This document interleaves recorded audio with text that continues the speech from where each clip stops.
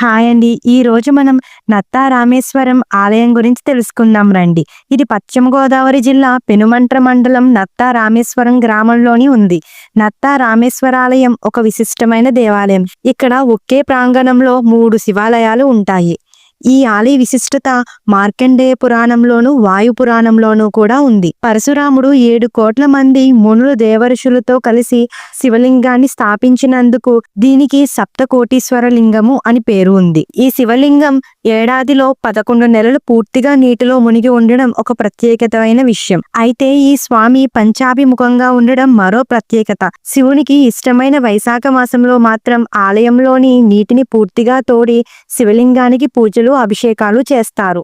ఈ నెలలో మాత్రమే శివ దర్శనం ఉంటుంది. ఈ స్వామిని పళ్ళరసాలతో అభిషేకిస్తే ముక్తిని పొందుతామని భక్తుల నమ్మకం.